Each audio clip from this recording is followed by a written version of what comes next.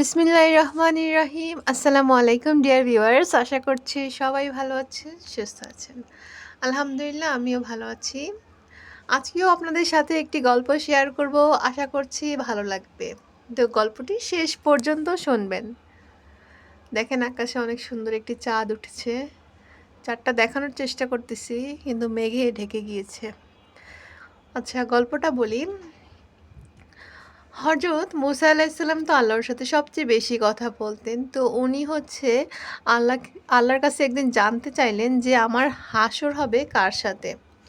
তখন আল্লাহ পাক তাকে উত্তর দিলেন যে মুসা, তোমার হাসর হবে একজন কসাইয়ের সাথে।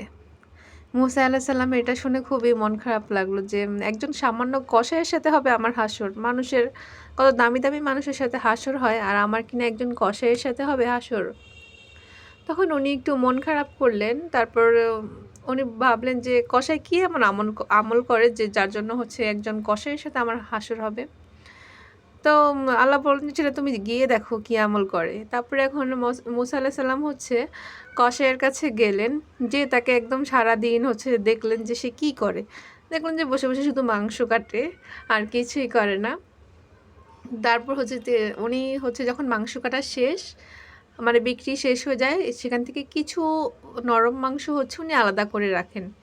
তারপর দেখুন তেমন কিছু করে না, কোনো জিকিরও করে না, কিছুই করে না। তারপরে ওনাকে ফলো করলেন। যখন ওনার কাজ শেষ হয়ে যায়, একজন মুসাফির বেশি ওনার পিছু নিলেন। তারপর উনি যখন বাসায় গেলেন, তারপরে ওনার বাসায় নক করলেন। তারপর বললেন, আমি কি আজকে আপনাদের সাথে থাকতে পারি আর কি, আমি একজন মুসাফির। পরে বললেন যে হ্যাঁ, থাকতে পারেন। তাও দেখলেন যে উনি বাসায় যে ওই নরম মাংসগুলো রান্না করার পরে ওনার বাসায় একজন বৃদ্ধ মহিলা আছে।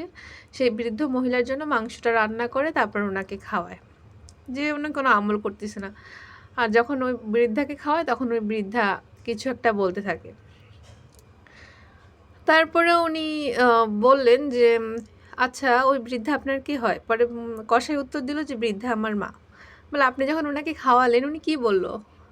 বলে, আরে আমার মা কি না কি বলে, এটা আপনি আসলে বুঝবেন না। এমন এমন কথা বলে যেটা আসলে খুবই অবাস্তব।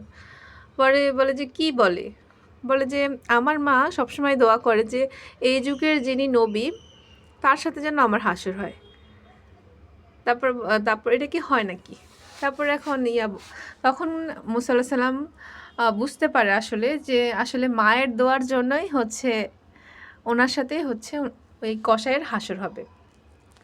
সুবহানাল্লাহ। আসলে অনেক এই গল্পটা থেকে কিন্তু আপনাদের অনেক কিছু শিক্ষণীয় আছে।